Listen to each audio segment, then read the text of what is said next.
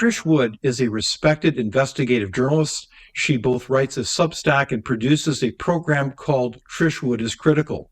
And with me here today is Trish Wood, and we are going to dive into a lot of very important, relevant, and timely issues. A clear path forward requires looking back and learning. Good public policy requires human connection. It's a consideration of the facts, applying common sense, and innovation. It's urban, it's rural, it's real life. We all have something to contribute. We all have a responsibility to get informed because there's a little piece of Canada in all of us, isn't there? Let's learn on this path together. This is Leaders on the Frontier. Well, it's great to see you, Trish Wood, and glad that we could catch up. It's always a delight to talk with you in terms of, how do I say this, compare notes on the state of the nation and beyond. So, Trish, I've noticed that for those people who don't know you, I certainly look up to you as an investigative journalist. Oh, thank you. And I think one of the points of background is that you've got really quite a history in terms of working with kind of the who's who of journalism in our country, as well as, you worked with Barbara Frum on the National to the Fifth Estate. You are a serious investigative journalist. I guess I am. I don't think too much about it though, because I might go crazy with all the responsibility. Okay. But it's so. This is a weird thing to say, but it's so natural for me. It's so ingrained in my nature that I don't even think about it that way. It's just that I'm kind of allergic to lying. I'm uncomfortable and lying. Around lying. Like if someone lies to me, I have to sort it out. I can't let it pass. It's really like a character defect I have. Well, so it's a perfect thing for an investigative journalist. But I also have a pretty good BS detector, and I don't know where that comes from. Except I will say I had a kind of let's say challenging childhood, right? And kids who grow up that way frequently become journalists, actually. But what you develop is interesting. I've done a lot of thinking about it.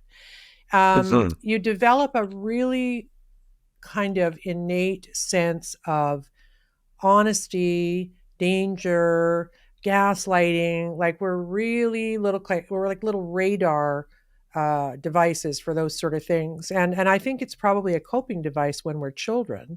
And then when we grow up, we can't turn it off. So we become either crazy alcoholics on the street corner or journalists or both, right? Isn't that interesting? Yeah. So we need today in this country, I'm sure you'd agree, we need more investigative journalists than ever. So what are the hallmarks at the heart of it, of what makes a great investigative journalist? That's such a good question. I mean, I think the key element is being able to, like you might say, how do we get our stories? What makes us decide to want to investigate one thing over another, right? And for me, it's always, and I actually wrote a long tweet about this today, really nailing the profession of psychotherapy for the things that they've done that were weird over the years. And it was kind of in the context of what they're doing to Jordan Peterson, right? But so I posed a bunch of questions about critical thinking. And one of the questions was, is it more logical that a whole bunch of kids in Western countries all woke up one day and said they wanted to change their gender, or that there's something else going on? What is the most rational, right? And so once you latch on to that, as I do quite vociferously when I'm embarking on these things, then okay, so if it didn't happen organically, and it didn't happen organically, clearly, then what happened? So what are the factors? The factors are the children are being influenced. Who is influencing the children? Teachers, psychotherapists, and social media. It's done. Like that's, and Abigail Schreier wrote a book about that, right? Explaining that what's happening with kids is social contagion. There's no question about it. I mean, there may be, if you believe in trans, as a thing, there may be some organic elements of it. I don't talk about that because I don't necessarily believe it. But what we're finding is that a lot of young people, many of them grow up to be gay. So these were young gay men who Mhm. somebody latched onto and said, oh no, but the fact that you're effeminate means you're actually a trans person. And then they do all this Yeah. stuff and Mhm. ruin their lives and Mhm. wake up to be a gay person. So Yeah. that's how that's how it starts. Is that more likely or that it happened organically, or more likely that there was some other thing going on? And that's been a bit of a theme in the work I've done. The other thing I talked about, because this was life changing for me as a journalist, was that in the 80s and then into the 90s, the satanic ritual abuse cases that were exploding all over the world Yes. never Yeah. happened. And then all of a sudden, whoops, everybody's experienced Mhm. satanic ritual abuse. Okay. So, So yeah. help me remember that there was extraordinary case studies. Like what was it called? Martinsville, Saskatchewan. There was Yeah, a lot of we broke that a story. kind of a Yeah. belief that. Yep. Yeah, so you were quite in the thick of that. So That tell was the us fifth what estate. happened in that story. Yeah, so Michelle Metivier, who was the producer of that, brilliant. We had some brilliant researchers on it too.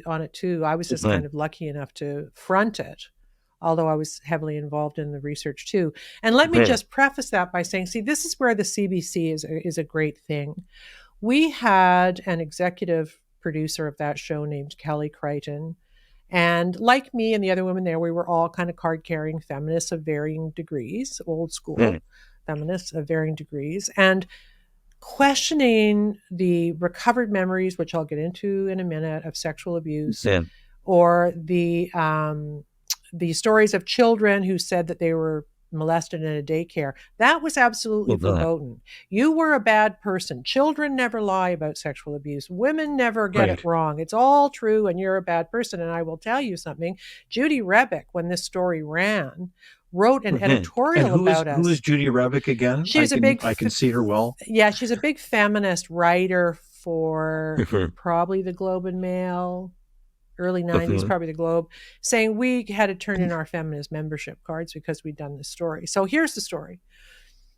In daycare centers around the world, in Western countries only. Why is it only in Western countries, right? If it's not, there's not something else going on, Indeed. right? These daycare centers were alerting the police that children were being abused, or parents were alerting that children were being abused in these daycare Mhm. centers. And the police would come. McMartin Preschool was the one that really got the ball rolling. And that was down in California. And the parents went into a moral panic about it, and they brought in these interviewers who had been trained a certain way by a guy named Roland Summit, who kind of was one of the architects of this way of thinking. And what they were doing was they were interviewing the children with all of these suggestions. And the suggestions were creating stories that were completely implausible on their face. I mean, you had kids saying, um, my teacher did this and then he molested me, only in childlike language. And then I went around the world in an air freight cart and was back by noon. I mean, literally, they were saying such ridiculous things. Or they were sacrificing babies. I saw the teachers eating a dead Huh. baby. Like, that's what they're doing. But there was never any hard evidence to back up what they were saying. There were no dead bodies. There was no marks on the children. There was no Mhm. evidence of sexual abuse. Nothing, nothing, nothing. But these interviewers were pulling this stuff out of kids in a way that the police believed, because of cultural pressure, that they had to Mhm. proceed, right? So they put the Bucky family, who owned McMartin Preschool, on trial. At that point, it was the longest trial in American jurisprudence. And then OJ, I think, maybe beat it, but it was pretty Yeah. long. And some of the people in the family got sick. One of them, I believe, died. And the DA who I interviewed is a really good guy. Actually quit the case at one point because the stories were so bizarre he couldn't go on. Like, he just said, I can't be an Mhm. honorable person to do it. So Yeah. how did that happen?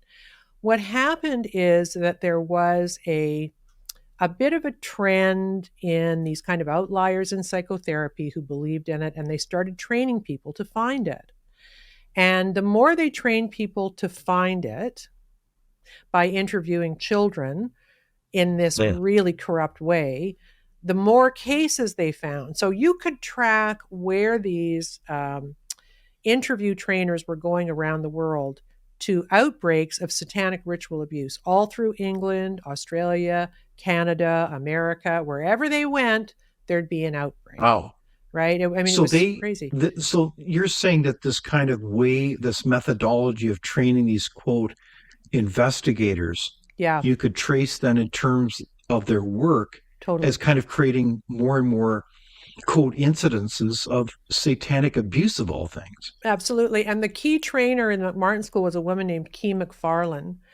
And it's on video. You can watch what she's doing. The tapes exist somewhere, and I may try and get them and do a documentary about it. They were sealed after the trial, as I understand it. And she's never given an interview about this ever.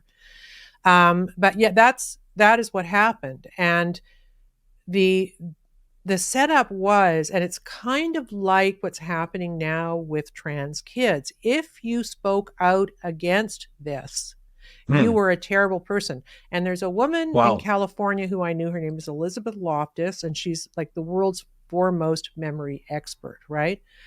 Part of the satanic abuse story is that women, including in Canada, were going into psychiatrist's office for depression and coming out convinced that they'd been sexually abused in a cult over decades, suffering major abuse in terrible situations, and they had remembered absolutely none of it. None of it. Not like it was a shock to them. And the therapist would say, well, it looks like your dad's been abusing you for 20 years, and so has your uncle, and they, there are robes and candles in your basement. And they would come out believing it. And so they constructed this mechanism for the belief so they could explain why the women didn't remember it. And it was called multiple personality disorder, right? So they'd say they create these personalities to hold the memory. So these things were getting more and more bizarre. And Elizabeth Loftus is a hero in the same way the COVID doctors were a hero. I admire her deeply. She was going around in the court cases of the people charged with this and saying, rightly so, memory doesn't work that way. And it was ridiculous, right? And she was so pilloried for it that when she used to go to these conferences, these psych conferences, where they taught this stuff and talked about it, she had to go with bodyguards, right? They were so hostile. And this is the same paradigm. Like psychotherapy gets it wrong sometimes. And they get it really wrong, right? And they're really wrong now by saying you have to do affirmative therapy on kids who say they might be trans, which is you can't even question if it's true. How stupid is that? That's insane. There's no fact finding, is what I'm saying. But this is a very relevant case study through history, because it seems like, are you trying to make the point, Trish, that there's a lot of issues that we're looking at through this kind of similar lens where we're not really thinking critically about the facts, the information? We're not daring to think with not only intellectual vigor, but courage, really, about what might the facts be on issue after issue. Well, we have to understand the vulnerability of groups of professional people to fall into their own traps. And if you remove some of the more kind of florid conspiracy theories about COVID. And I'm open to any idea because I still don't fully understand COVID. But if you just remove those for the point of our discussion, how do you explain all of those professional people being so wrong?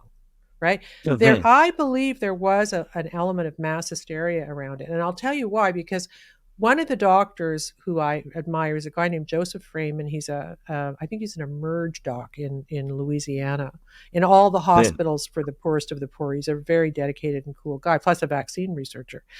And he said to me, we were talking about how the vents killed most people. Most people on them died, right? It was a total mistake. Iatrogenic medicine. And he admits that now too. And he says, we were doing it because we were afraid of the virus. So if you ventilate someone the way they were everywhere, then the staff don't have to deal with the stuff coming out of the patient, right? Because it's a closed aerosolized loop. And if you ask anybody working in those situations who's honest, they will tell you that's why they did it. And then that guy went on YouTube, this young doctor, and he said early on in New York, he said, I think we're killing people with vents. We got to stop doing it. And slowly they stopped doing it, right? But that's what happened. So that's a very group thinky thing that none of those people at the time, not until this young guy spoke out, were saying, wow, is this the right thing to do? We're losing a lot of patients. So the point of what I'm trying to say is groups of professional people are as vulnerable to groupthink as stupid people are, right? You're not immune. And maybe you're even more vulnerable to it because all of these professions have their own hierarchies and rituals and stuff. And if you want to be part of the in crowd and get published and elevated in your profession, I play along is the wrong word because I think they actually believed it. But the part of this I left out was that media pushed this like mad. If you go back and watch Oprah, she was always having these satanic people on constantly, or recovered memory people or MPD people. They were constantly on her show. Wow. And you want to say, like, Oprah, you're not stupid. Why are you like, is there another explanation for this? And like COVID, the doctors like Elizabeth Loftus, but the other doctors who spoke up, like Richard Offshee, who was also a great hero, were really, really attacked for not going along with the program. And the program is you can never question somebody who's saying they were sexually abused. You just cannot do it. It's wrong. But through this kind of history, then surely these are massive red flags, lessons to be learned, where if there's a variety of parties, even authorities, others within a group that are saying, how dare you question this type of information, then that's a flag, is it not, Trish? Well, yeah, and look what they're doing to Jordan Peterson. I mean, right? It's the psychotherapy psychologists college, right? It's the same sort of thing. Like, you have to think the way that we do, and if you don't, we're going to re-educate you. That is so dangerous because they get stuff wrong. And when they get stuff wrong, it has devastating consequences for people. And there's never a regroup. Like, they never put out a press release saying, "Woof, boy, as a profession, we sure got that wrong." There are some people who still say, "Oh, well, I think MPD is now called in the new DSM-5. I think if that's the one they're on yet, they're calling it dissociative disorder or something like that." And there may be people who dissociate, but these were people who were showing up on the Maury Povich show saying they had 100 personalities and they would act them all out. Oh, and just for fun, I remember to tell you this. We interviewed Sybil, the MPD person in the movie, played by Sally Field. Yes, the famous book. Yeah. Yes. She was a fraud. We interviewed her psychiatrist in New York, and he said that her actual psychiatrist, with the way he was treating her, she said, "Who do you want me to be today? My psychiatrist always wants me to call up and be certain characters for him, so I do it." He said it was complete. It was a complete fraud. Yeah. So they go far on, and these are crazy things. So back to my original question, is it more likely that daycare centers around the world and other places, like in Martinsville, which I think was a home daycare, I believe, is it more likely that everybody started worshiping the devil and murdering children? And just one more thing on that, just so you know how weird it was. We interviewed a woman who was paid by the government to train people to look for satanic abuse. We interviewed her in her house in maybe Kelowna or Kamloops or something. And at the end of it, she said all these ridiculous things, like kids are afraid of ketchup because of blood and all this stuff. But at the end of it, she said, I said, how can you be credible? Well, first of all, she said how many children they were killing. And I totaled up what she'd said, and it was 750,000 babies a year, she was saying, were being murdered. Pardon me? How many? 750,000. Yeah. Oh, yeah. Oh, my. And she was like teaching people, right? And then I said, but you never have any proof. If you're alleging this is so widespread, police would find, they never find anything, ever find anything, right? And she said, well, what we do have disappears because the cops and the judges are all involved. And she said, we have a baby wax candle here. And I said, what's that? And she said, it's a candle made out of dead babies. And we wanted to get it tested by the police or whoever, and they wouldn't do it. And I said, well, we'll do it. Yeah. We'll take it. Give us the candle, right? And of course, she never gave it to us because the candle doesn't exist. But that's the person who was training professional social workers and psychologists on satanic ritual abuse. That's what they're being told. So. Okay. So as we look at this phenomenon of, you called it mass hysteria, I mean, there's Yeah. I mean, your point is well taken. We need to be critical about facts and information. Yeah. And you reference the movement around transgenderism, and Mm. certainly we both, studied this quite a bit. But Yeah. transgenderism really comes out of a particular set of theories out of the bowels of the universities related to both cultural Marxism and kind of this strange postmodernism where there is really assertion of no truth, that gender can be separated Yeah. from biological sex. Yeah. Um, so within that queer theory is the pushing of any boundary around normalcy.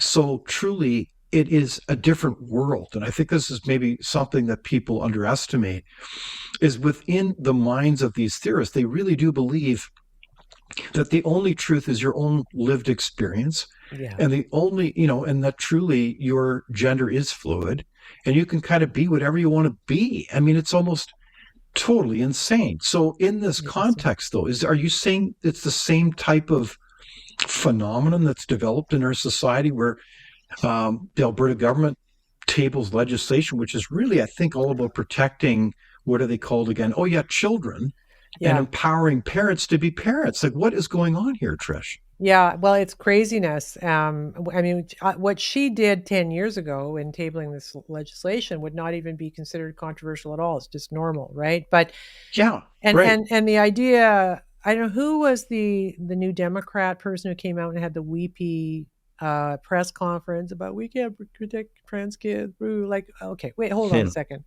Those kids need protection, and they need protection from intervention that is not fact or science based and is coming way too soon. Indeed. Right? That's what they need protection from. Yes. And so, to say, and here's what Trudeau has done, and this is so wrong. His law about this affirming therapy they need to do absolutely prevents, under threat of law, that a psychiatrist or a psychologist goes on a fact-finding mission about whether the kid is actually trans or not, right? They call it conversion therapy which is actually bad. That's when they tried to convert gay people to straight. That's awful, of course. But this is not that. I mean, if a kid comes in and he's saying, I think I'm trans because his teacher's got purple hair and was pushing it on him, and all the cool kids in school who had unicorns were trans, and so he wants to be trans too, which is exactly what's happening right now. The psychiatrist and psychologist needs to fact find about what that means. I will absolutely put forward the idea that even if we could fact find it with kids that are quite young, it's really hard to make the assessment. So the protocol must be to do no harm, right? That must be the protocol. Don't start puberty blockers. And why? These are irreversible decisions. Irreversible. That's the name of her book, Abigail Schreier, Irreversible Damage. That's what it's called. But here's the other thing that's weird about it and why it's suspect. Because little boys who are suggesting they're a girl, why do we have to put them in dresses anyway? Because girls don't wear dresses anymore. How many girls wear dresses to school? They all wear pants. So what is this whole big thing that when a boy is a trans girl, so sad, why then do they go uber feminine? Why are they into sparkly polish and all this kind of uber feminine stuff that most girls aren't anyway? I can't remember the last time I put a dress on. It was probably a formal occasion. So why? So that's why there is an element of narcissism on the parents' behalf, narcissism on the behalf of this movement, narcissism on behalf of the teacher. They want to create this little unicorn sparkle pony kid to virtue signal about how liberal they are, right? No matter how weird it is. Exactly. You could, with a new protocol, stop the puberty blockers and the insanity, humor a little bit, maybe him thinking that way within reason. Let him wear pants and maybe pink socks or something. I don't even know how many young girls who like pink anymore anyway. That's just ridiculous. And here's the thing too, if we're going to talk in that kind of schematic, how many girls are really like that? I mean, this is not even it's like It's like a crazy person's, it's like a Barbie, right? Like the movie Barbie where everything's pink. We don't live in that world anymore. Right. Exactly. And when I see an uber feminine kid, like if I see a kid in a fairy princess dress at the age of 5 and wings, I'm like, ooh, what are the parents pushing on her? Why does she have to dress that way? And I'm feminine enough. I like makeup and stuff, and I read fashion. Well, I don't read fashion magazines anymore because they're a nightmare. But I used to, and I'm a big fan of Audrey Hepburn. But that super uber feminization of boys with all of these cliches that are awful really says something about them, right? It really does. It's almost so help us, because you've been looking at this space for quite a while now. The legislation that was introduced by the Alberta government and parts of it similarly in Saskatchewan and elsewhere. Yeah. New Brunswick, I believe, is also looking at elements of it, basically saying, look, kids are kids. Let's respect that they're minors. And we're not going to enable people, including even a, quote, well-meaning teacher, to start taking them down some kind of transition path. That's really up to, who are they called again? Oh, yeah, parents. Yeah. So in this case, what do you think is going on here? Like, if you look at it strategically, like, you have some elected officials calling this a so-called NATO moment. I mean, they're just escalating the rhetoric. And you've got arguably some people who have their kind of ideological interest in this. They're kind of real believers. But why would an elected official kind of play to this constellation of what appear to be activists when poll after poll says that parents assert their right to be the parents of their children and not the state? Like, what am I missing here, Trish? Help me understand what's going on. It's such a good question. And I don't have an answer. I have a rhetorical answer. And that's maybe also partly more factual. But my best girlfriend in Toronto, I'll get to your question in a minute, but this is illustrative of the same problem, has a really nice condo that she bought herself. And it's across from a green space, a park, a beautiful park in Toronto. Toronto has a lot of green spaces. And it's been totally taken over by homeless people. Drug addicty, poo on the street, noisy, threatening, awful people, right? She can't use the green space. Yeah. Her condo value is going down. That's not the biggest thing, but it's about quality of life, right? You buy a place by a park, it's because you want to use the park. And nobody can use the park. So Olivia Chow and the people before her have given this park away. It's irrational. It's illogical. They're only feeding the demise of the people who live there anyway. I mean, why aren't they forcing them out to sort out their lives, right? Most of them are drug addicts anyway. Put them into treatment. I'm a recovering, I did it. It can be done, right? So the question you asked is, why does this happen? And what I know about the homeless problem here and about the trans problem in schools, both in Canada and it's happened in the UK too, is that the NGOs and the so-called advocacy groups. So the NGOs are the organizations funded by the governments. Yeah, they're like the non-governmental organizations, but also the so-called advocacy groups for these special interest people, like the homeless people, like extreme transism, right? They have now been given access to the levers of power, and so they are making policy. Like, I know that these people are in City Hall. And they are the ones advising the city of Toronto on how to deal with them. And the same people, the extreme trans people that are coming out of the universities. And the universities are also funded by, there's a couple of trans billionaires. One of them is J.B. Pritzker's brother or something, or cousin, who's gay or trans, and no, not gay, but trans. And he's a billionaire. And so he's funding all the university gender stuff. And those are the people the schools call and say, well, you're the experts. So what do we do? Right. So you've got all of these self-interested, and there's a woman in Canada too, and I've forgotten her name, but she started and then sold Sirius satellite radio. She is also trans, and she lives in Canada now, and she's doling out huge checks to people, especially U of T in their gender department, gender studies, what it's Wow. called. And again, they are called the experts, the same way Stonewall was in the UK in delivering all this really extreme policy. But your question was about politicians. And I don't know why they bow to these things over the will of the people, these irrational, dangerous, ridiculous, and absurd things. I mean, the global south, as they say, they look at us now and they think, these people up there, they're all mental. They're crazy. I mean, I'm dying to know what Vladimir Putin says to, I'm dating this show, but what Vladimir Putin has said to Tucker about all of this. But it's, I can't explain it. I guess it's politics, and they've made, dare I say, they've made a calculation that it's better for their political future if they go along with harming children, which is what they're doing. It is really kind of disturbing. So I think what you're saying makes a lot of sense. Like, let's follow the money.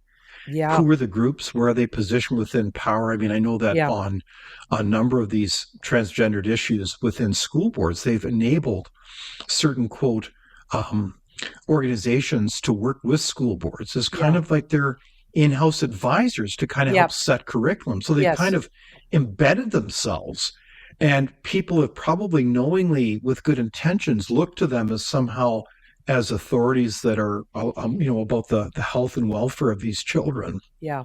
Well, and you know what happens? It's not that simple. It's not that simple. And it is a money play. And I'll tell you why. Because if you're not reading Jennifer Bilek, Bilek, she is the one who's been studying this for like 15 years. She's brilliant. She has a blog called The 11th Hour, and you must be reading it. But one of the things that happened in the States was, once gay people got all rights, like they can get married, they can adopt, they had no more, they didn't need any more rights. They actually had more rights because they're a special group, right? So they kind of had more. They couldn't raise money. Human Rights Watch, I think it's called, couldn't raise money on gay problems because they didn't have any, right? So they included the tea and the other stuff that goes with it. And I believe in a cynical move so they could start raising money and stay in existence again. And that's kind of what got it started, this very cynical move to include the tea under the rubric of gay rights. And I will say this, and I don't care how mad people get, but I will say this. I marched with gay men during the gay rights movement. And I was the AIDS reporter, as you know, for CBC As It Happens, covering AIDS and dealing with Fauci back in the day and all that good stuff. And while I was doing that, I was fighting really hard for gay men. My best friend then was a gay man who actually died of AIDS. And so I was very, very committed to that, as lots of women were, because gay men were kind of our little buddies. Like, we all had best friends who were gay men, and we loved them so much. And so for them to now turn on us this way, and that is how it feels. Like we pulled them, to the end of the race with our courage and allyship is the word I think they use now. And and now to diss us this way, we have to live with men hanging around our change rooms at the gym with their junk hanging out. That's sexual assault. I'm not interested in that, right? And I'm not interested in seeing Kelly J. Keane have to flee a mob of autogynephilic men who are trying to kill her because they all have personalities disorders, right? So I this is a real problem for me, and I feel betrayed by gay men. And I've said on Twitter, and I've warned in my Substack and on my show, they need to sort this out, because I believe that trans ideology is going to bring them down. And I know a lot of women who are feeling, and lesbians too, who are feeling, not that lesbians aren't women, but you know what I mean? I guess straight women and lesbians who are saying the same thing. They're saying, wait a minute, you guys, what are you doing? We don't have to accept, April Hutchinson has become a pretty good social media friend. I had her on my show, the Canadian power lifter, and she was kicked out of the competitions because she didn't want to compete against men. If there's a single sport in the world where you shouldn't be competing against men who say they're women, it's powerlifting, right? Musculature, testosterone, the whole 9 yards. And she couldn't talk about it.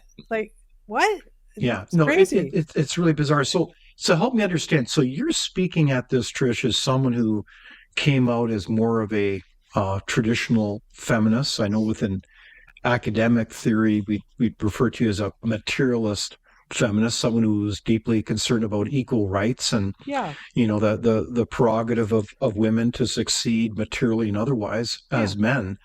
And work Fair enough, stuff. Yeah, work but stuff. Yeah, feminism, that mostly. feminism is long gone Yeah, now, I know. and they all seem to be, with maybe you as an exception and a handful of others, are silent when it comes to men claiming that they're trans women coming into sports, change rooms, all the Yeah, rest. yeah. Like where are these other feminists like yourself? Like they all seem to be missing in action when this seems like a real assault on the rights of children, including young women, Yeah. to do their thing. I mean, it's just totally absurd to have men in volleyball teams going at to women like they don't have a chance. Yeah. So here's what I will say about that. There are some feminists who have been, and contemporary ones who've been leading the charge. Megan Murphy is one. I'm actually doing her show tonight. She's brilliant. Okay, And wow. and she's been knocked about quite badly. I mean, she has to have security sometimes.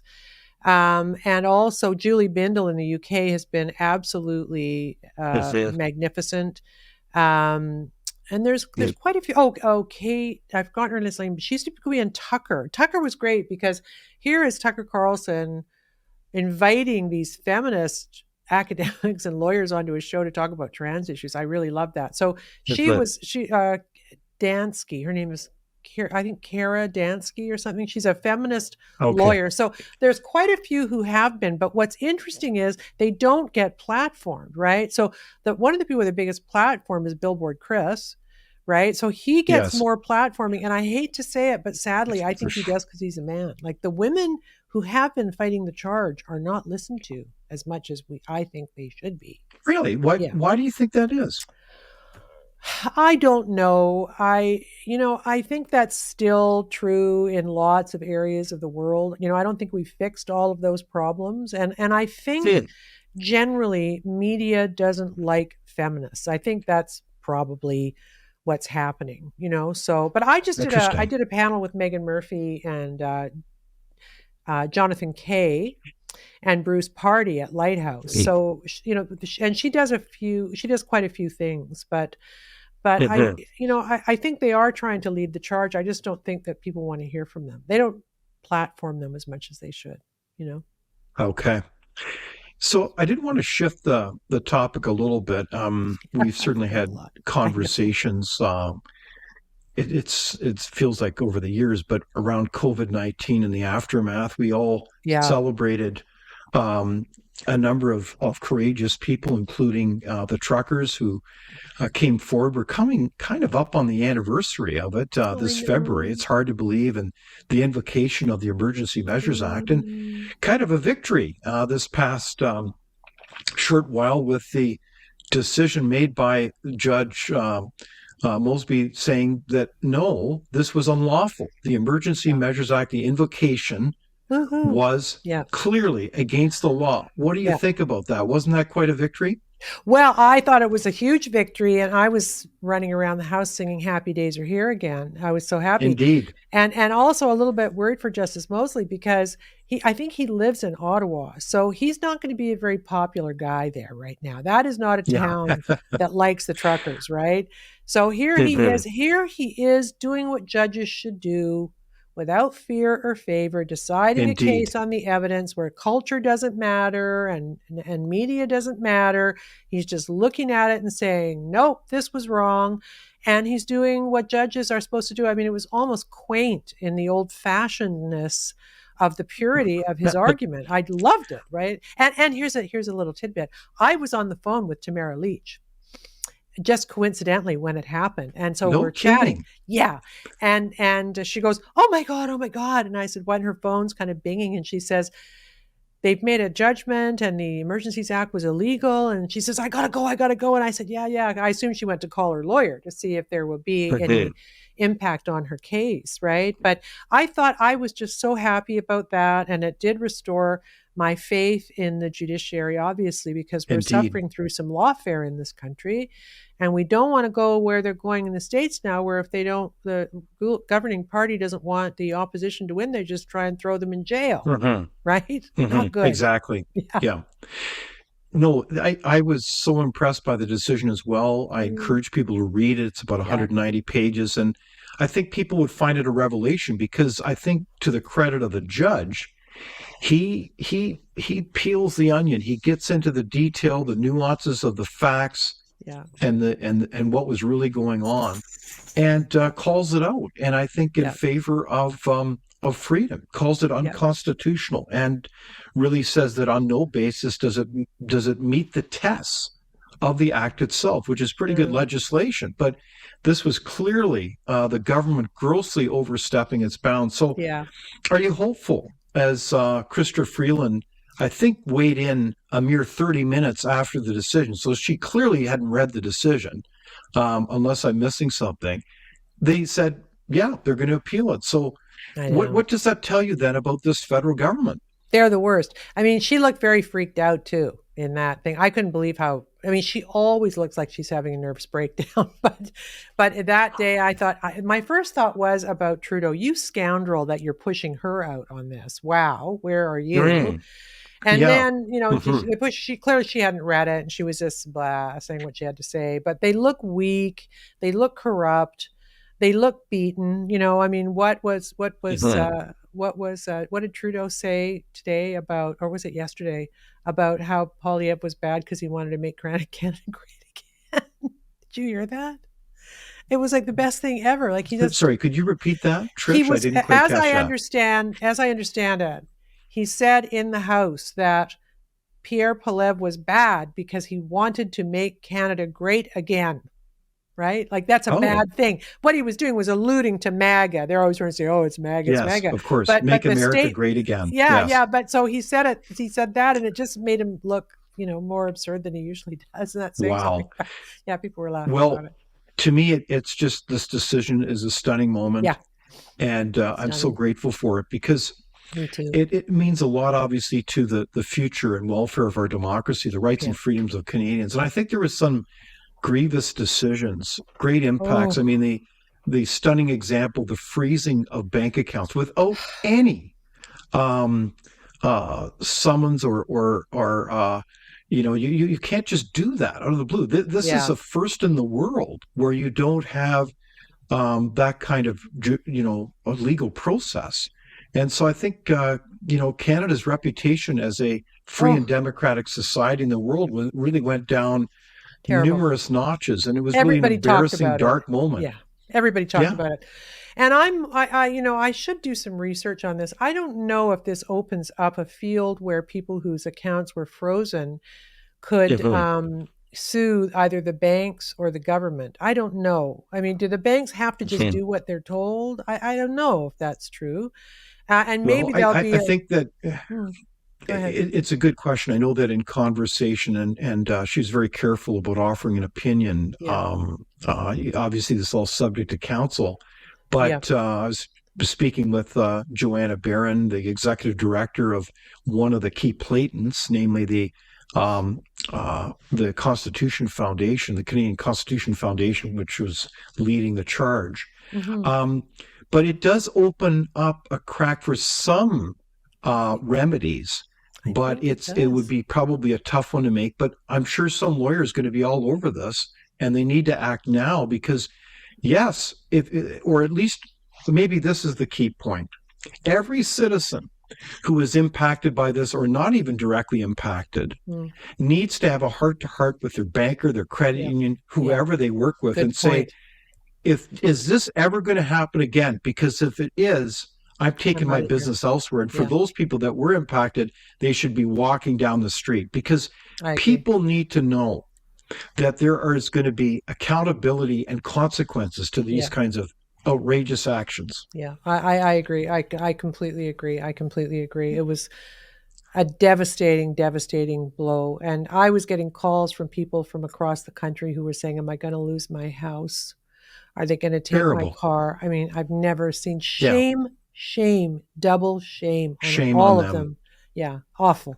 Awful. Awful. Well, and we know that the context of this is, I know from a basic legal point of view, if you're going to go after these decision makers, and I hope someone does, they can show.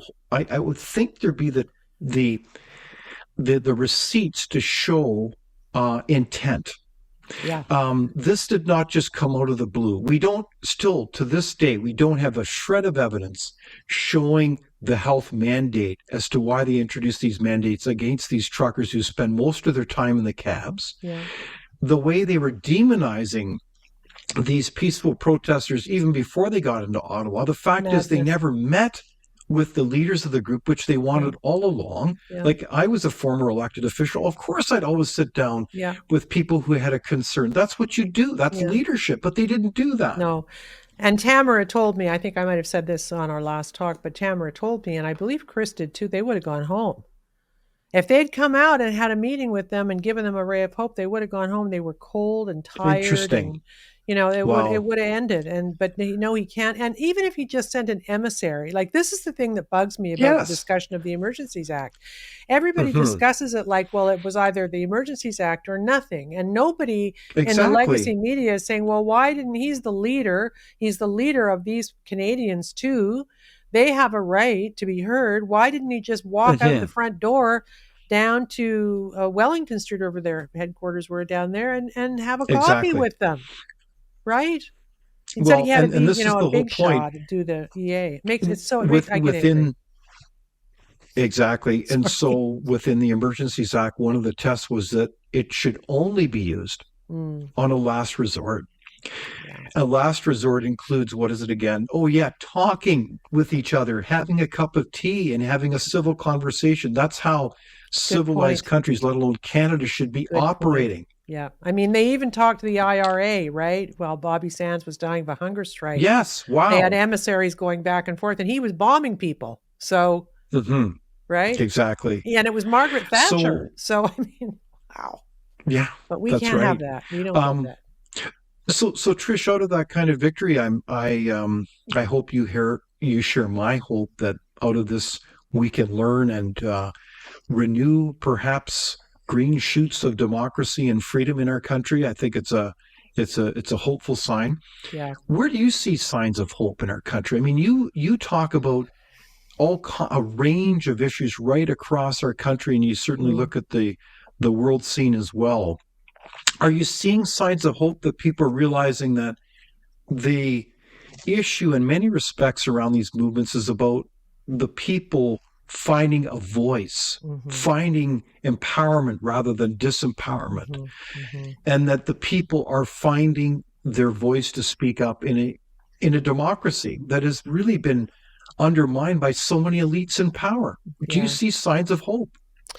Well, that's a really good, I will say, because I swim in the informational, swamp, that my feelings about it really change from day to day. I have good days and bad days, In a general sense, I'm not optimistic. I did a big interview today for this week's show on cell phone addiction and how like 90% of the people who have them are addicted to them and can't put them down and are not even kind of interacting with the real world anymore. They're just on their phone. They can't they can't even find the safe way anymore. They have to map it. Like that's what's happened to us, right? Yes. So, and he suggested, he's a very clever guy. He suggested that maybe this was intentional because look at it this way. Old people don't have cell phones and they couldn't use the ArriveCan app to travel. So they just didn't travel and nobody cared about that, right? So we're getting that. So that makes me disappointed. But on the other hand, let's talk Coots 4, now Coots 2, right? So indeed, that happened, and I'm optimistic about that. But I'll tell you where. Okay, so can you remind us who were the Coots 4, Trish? Yeah, so the Coots 4 were 4 men who were arrested.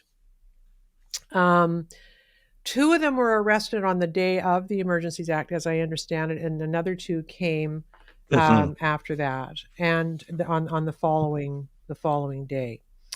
And what's interesting about this case, I'll just get their names. Jerry Moran and Chris Lysak were the who were released from custody yesterday. That's right. Yesterday, and it was a shocking event. No one expected it. I was speaking to Mocha Bezergan, who is the young kid who sits in that courtroom on his own nickel, covering it as an indie journalist, because the legacy media aren't there. And I was talking to him about it, and he said, we weren't expecting it at all. It just came out of the blue. They'd made this plea deal. So that means there's 2 people left in there. That was the Coutts 4.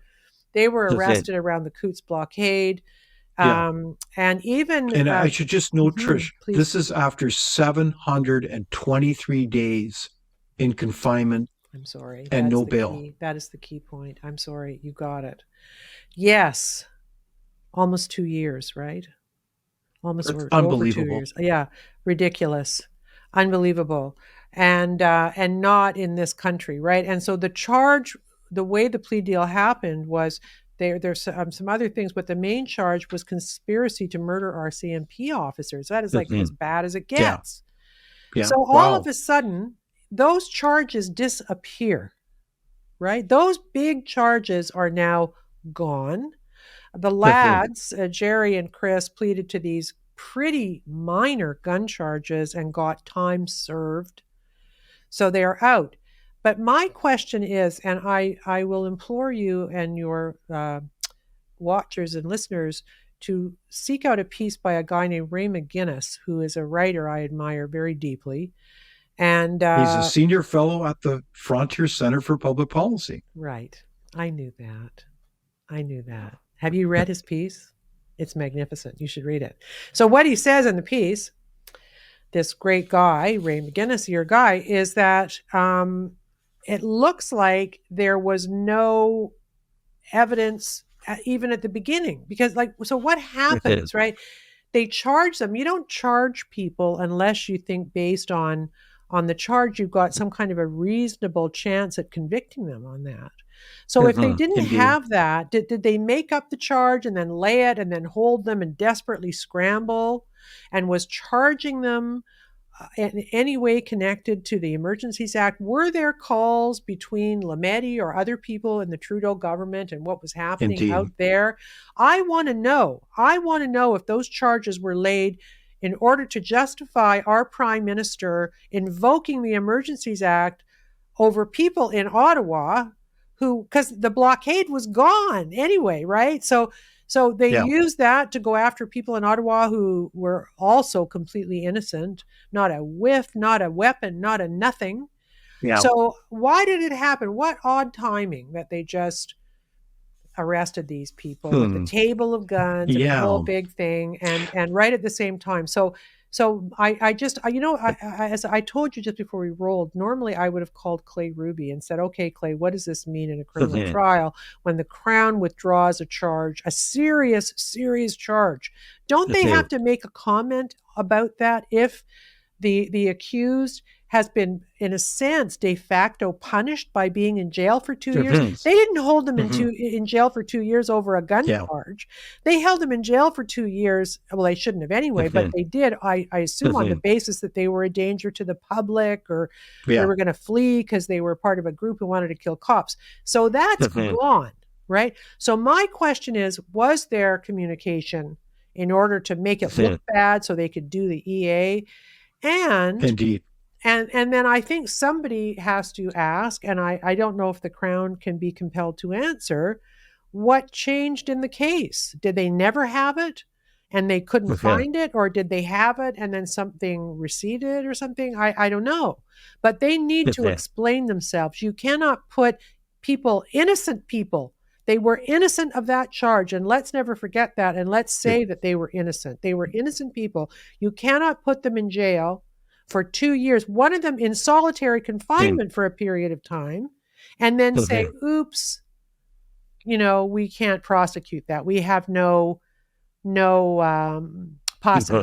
reasonable possibility of a conviction in this case. So we're just going to dump it. I think your questions are spot on, Trish, and I encourage people to look at the Frontier website. There's a new article that's just going up today by senior fellow Ray McGinnis on this very issue. This issue is very important because it does raise, and Trish, you're again a crack investigative journalist, Mm. major questions regarding the integrity Mm-hmm. of our justice system. Mm-hmm. Justice is not only those who exercise justice as judges, but Yeah. also our prosecutors, our crown prosecutors, and also our police forces. Yeah. And the justice system is very much at the heart of, in many respects, our democracy, our trust in institutions, that they are Absolutely. governing the law in the interest of everyone. And regardless of your sex, whoever you are, your shape, size, color, whatever, you are treated fairly. Yeah. So this is really quite disturbing. Are you suggesting in some ways that these kinds of charges were undertaken really for political purposes, to kind of spin a tale, a narrative that somehow this was an emergency, a national one in scope, in order to meet the test of the Emergency Measures Act? Absolutely. I do believe that. And actually in the Rouleau report, the POEC, the Rouleau report that examined the Freedom Convoy, Justice Rouleau says in his analysis at the end, he pointed to the arrests in Coutts as key to its Indeed, justification of the he government did. invoking the act. He pointed to it. So, look, I can't prove it, but it's mighty coincidental that all this happened around the same time. And Trudeau didn't even need the EA. Everybody was going, well, certainly the Coutts blockade was over by then. And the other one, there was no problem there anyway. So, and he just had a call with Biden too the same week. And I'm sure Biden said, oh, you gotta, and he, how Justin loves to be a big man on the world stage. I'm sure there may have been an element of him trying to impress the world leaders with what a macho man he was. And of course, most of them, except for Biden, who is, I think, the most compromised Western leader in the history of the world based on what he's doing now, plus his dementia and everything else. What a corrupt party to let him stay there. They are disgusting. They are disgusting. This guy, did you see him? He got the president of France mixed up, and he doesn't even know where he is half the time. We got two big wars going. They want a war with Iran now, right? And there's nukes around. Like, what are these people doing? It's just insane. No, it is truly remarkable. It's crazy. So I did want to just pick up the threads a little bit then on, like, if we think of the Coutts Crossing, I think in many respects it is an example of lawfare being the craft. And this doesn't come out of anywhere. It's been around for a long time, but it has been taken to another level by serious operatives. And I can give you more about that history and background. Yeah. Of using the law to essentially go after your ideological opponents, your political opponents, and really to persecute them, to slander them, and ultimately, even if necessary, put them in jail. And so you have this absurd case where you have President Donald Trump being indicted on numerous areas for, I think he could end up serving some 900 years in jail. I mean, it's just utterly absurd. And the incredible thing is that all these legal actions are falling apart because they're not based on law. Yeah. They're really pushing the limits of edges of law for political purposes. And we can go into each case in detail if you want to. But are you hopeful? Like, it's 2024. It's hard to believe, but towards the end of this year in November, there will be the U.S. presidential elections. Yeah. Are you anticipating the reelection of Donald Trump, or is there going to be some type of, well, dare we say, kind of a magical black swan event that it suddenly appears out of the blue and that somehow derails the whole election? What is your guess on this? I know that no one has a crystal ball, but these elections matter, and they certainly matter for Canada. Well, look, I am out of the prediction game because almost every day is a black swan event right now. But if you're asking me if I think he's popular, I think he's popular. And I think he's popular in part because I think Americans, and especially the working class and and the blue collar people are very fair minded, and they Mhm. feel, as do I, that he was never given a chance to govern. Unfortunately for me, he has revealed himself in the last few months through some policy statements he's made to not be the guy I thought he was, even though I would support him winning just to watch everybody's heads explode. It would be Mhm. so fun. He's so disruptive. But I think he could get the votes to win. Would they let him win? I mean, there's a new document that Matt Taibbi has just put out. I think it was Taibbi, maybe it was Schellenberger, one of them. I think it was Taibbi, that they actually put out before the 2020 election about how they're going to use lawfare, all of these Mhm. different ways to impede, prevent, et cetera, the way they do when they want to stop somebody. And the Democrats have Mhm. that down to a science. They've got more sleazy lawyers on the payroll than any organization outside the Mhm. mafia. Exactly. Yeah. I mean, they really Mhm. do. And they'll do anything to win. And they all get rich doing it because they've got lots of crazy donors who'll give them $1 million just to keep Donald Trump from Mhm. winning. Mhm. So they already have a plan, right? And Mhm. will he win? I think he probably should win. I think people want him to win, but Mhm. will they let him win? That is the issue. Will they let Mhm. him win? I don't think they'll let him win. I don't think they'll let Yeah. him win. I don't know how. I don't see how that can happen. They're so corrupt. The Democrats are so corrupt. Mhm. They'll find a way. Look at the $83 million jury award to E. Jean Carroll. I mean, what is that Mhm. about? That is Absurd. insane. And Utterly that's from a absurd. jury who were instructed by a Yeah. judge to not even abide by the jury found she was not raped. Now she said she was Mhm. raped. The jury found she Mhm. was not raped. So that means that her story Mhm. was not credible. So Exactly. what are they Yeah. doing? I mean, so if the Right. if Yeah. yeah, And I think to put things into perspective, what I also find fascinating, and you'd have a really good perspective on this, Trish, is the difference in perceptions that Canadians have around, say, President Donald Trump, because so yeah, many, like I assume that you'd go to dinner parties as well, almost in polite company, you can barely have a coherent conversation about Donald Trump. And yeah. it's not like I don't feel compassion for people, but they are so misinformed about basic facts They're in this insane. case I know. because I know. in Canada we get fed a steady diet through the usual mainstream media that's all Yeah, based on the wire service of the Washington Post and the New York Times, which are all really seeding total misinformation on behalf of the yeah. Democrats. So it's almost Totally. comical, is it not? Well, yeah. I mean, it's and look what they've done about Tucker going to Russia. Newsweek Oh said my. yesterday Wow.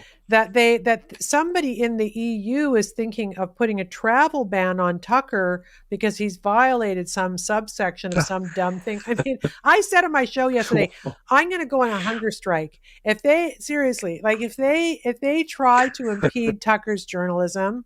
I'm just going to stop eating, which probably wouldn't hurt me Yeah, anyway. But right. Yeah. but you know, So again, like this is absurd. When any authority, I I mean, this know. goes through human history. The Yeah. king, the queen, I don't care who it is, weighs it and says, "Wow, we can't have someone speak their truth as they see it and No. have that kind of healthy debate." Yeah. Come on, you know something is really, really rotten in Denmark, don't you? Well, and you know what's going to happen? This is what's going to happen.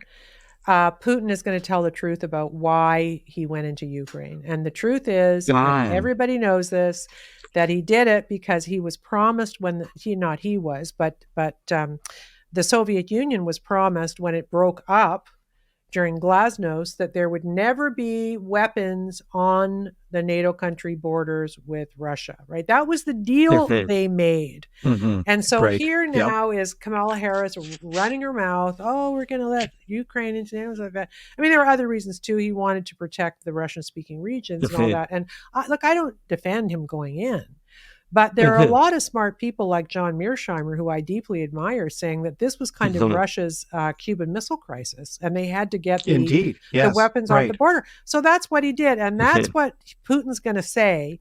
And that is what they don't want the American people to know, because nobody in legacy Mhm. media is saying it. So the people who are dragged along by the ears Mhm. by, MSNBC and the fools on Mhm. CNN, if they do watch Putin, they're going to get an earful. and also about Mhm. how the American State Department from 2014 was mucking about in the internal affairs of Ukraine. And Mhm. not to mention, just to lay this extra layer of horror on the whole story, clearly Yes, the yeah. Biden family is completely corrupted on Ukraine issues. Okay. There's no doubt So for about most that. Canadians, I think most Canadians would be shocked to hear your statement about the Biden family and how they're Really? compromised. Because we really haven't heard about that in Canada at all, No, the I guess scope not. and scale Yeah. of Yeah. deep-seated corruption. So Yeah. can you help inform us about what's really been going on there? Because Well, the receipts are all there. yeah, well, the receipts are absolutely there. Well, there's a bunch of things that have happened, but the main thing really was Hunter, and this was around the laptop story that the media hid, Mhm. you know, because they wanted to get Biden elected.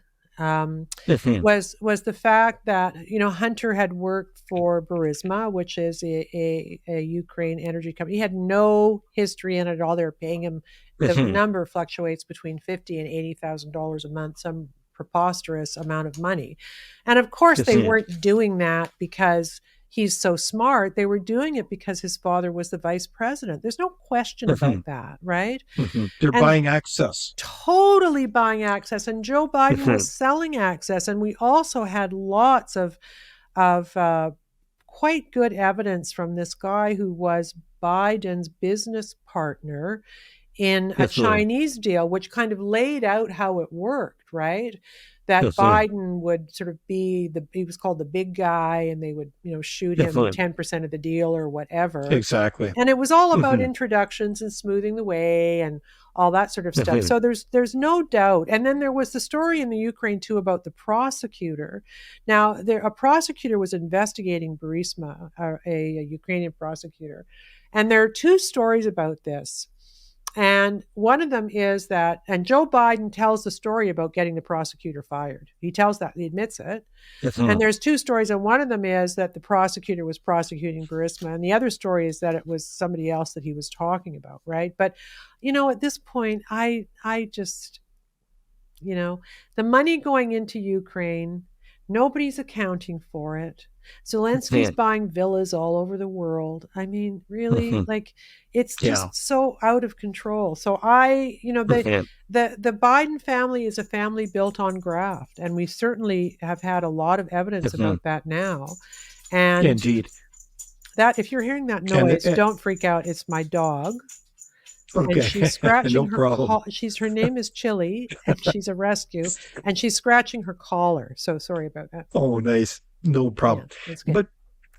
But yeah, I think part of what you've outlined is so Mm, important background to be aware of because it also points in the direction of the need to be thinking critically, to understand yes. that there are many parties who are happy to mislead you with false information, propaganda, if you will. And you have to look critically at all these things. In fact, people need to think critically about our conversation as well. Yeah. But the larger issue is surely not just simply about, quote, Biden versus Trump, but really larger things around Hmm. will the people retain the right and freedom to retain this unusual gift in this time and place of self-governance, Yeah. to be able to rule their lives as they see fit and not have the quote good and the great impose from top to bottom how they're going to live our lives. Mm. Is that not the larger question?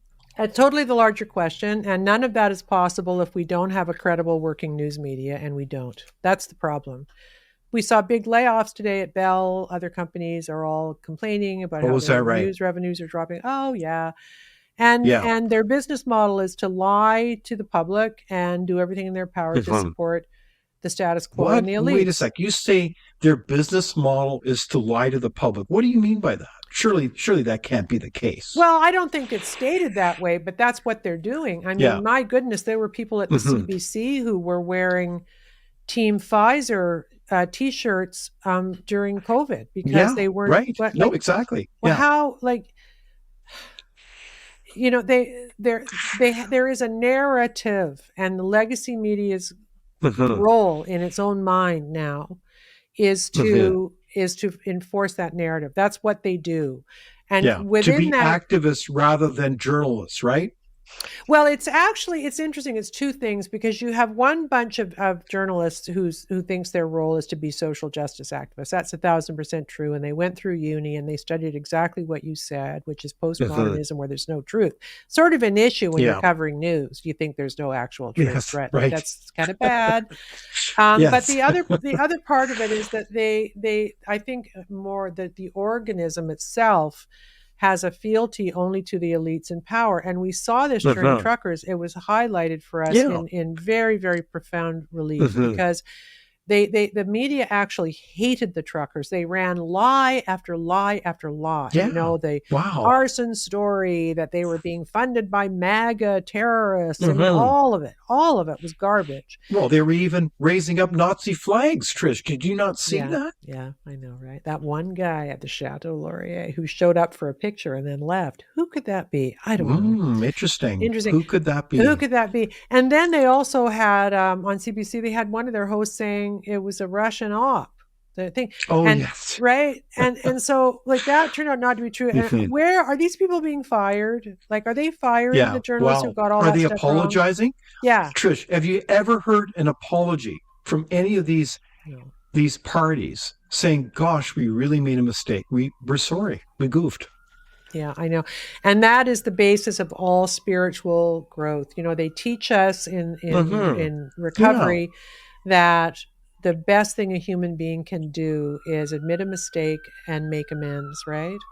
And we live in a society now where no one does that, especially our politicians. They do not do it. Yeah, very good point.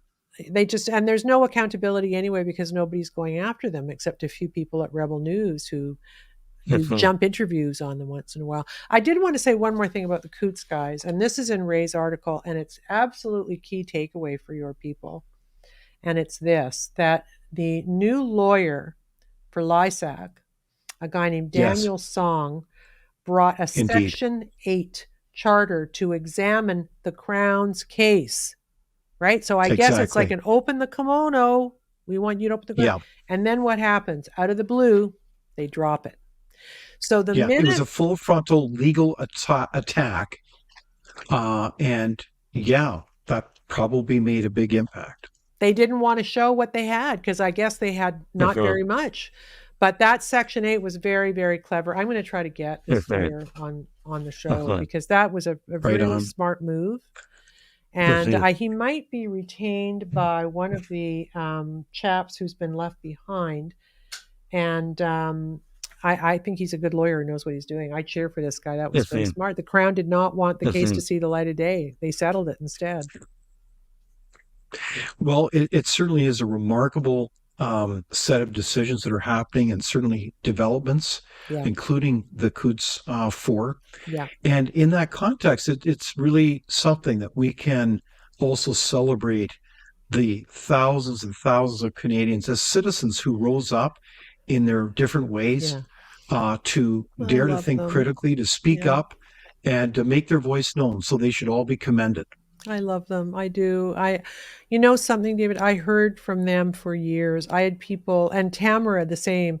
I heard people saying, I want to commit suicide. This isn't my country. I can't go on. How can they do this? Who is speaking for me? I mean, it was really, there were times it was a bit of a burden, but I also feel it's a gift to be trusted in that way by the people who listen to my podcast. But they were so courageous, and the people who went with the convoy and all the people along the highways, I will never forget that as long as I live. Those images are just the only redemptive thing about this country. Well, besides Justice Mosley and two of the Coots guys getting out, but those are the only redemptive things about our country right now. Why isn't Trudeau resigning?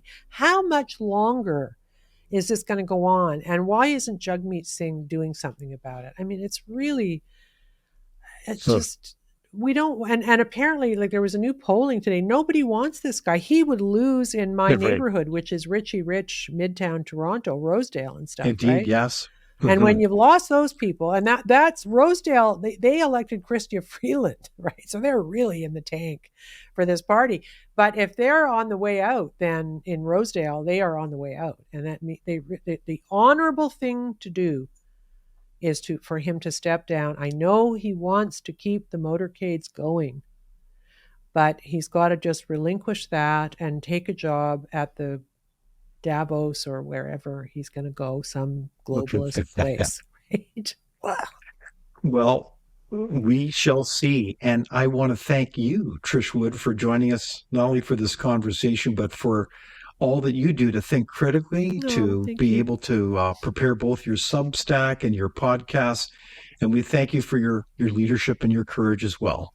Thanks, David. Very grateful to hear that.